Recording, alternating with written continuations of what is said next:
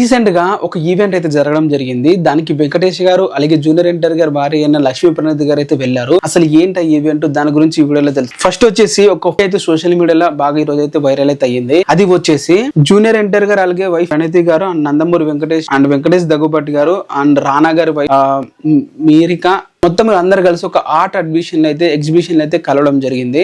So ఈ event వచ్చేసి అయితే రానా గారి వైఫ్ అయిన మీరేక గారు అయితే హోస్ట్ అయితే చేశారు. తన అంతే అందరిని అయితే ఇన్వైట్ చేయడం జరిగింది. జూనియర్ ఎన్టీఆర్ కూడా పిలిచారు, బట్ తన షూటింగ్ లో బిజీ ఉండడం అయితే వెళ్ళలేదు. ఎందుకంటే రీసెంట్ గా నారా నితిన్ గారు వచ్చేసి దగ్గుబాటి ఫ్యామిలీ వ్యక్తినే పెళ్లి చేసుకున్నాడు. మీలో ఎంతమంది తెలుసు? సో మన వెంకటేష్ గారి రిలేటివ్ లేకుంటే రానా దగ్గుబాటి గారి రిలేటివ్ అనమాట.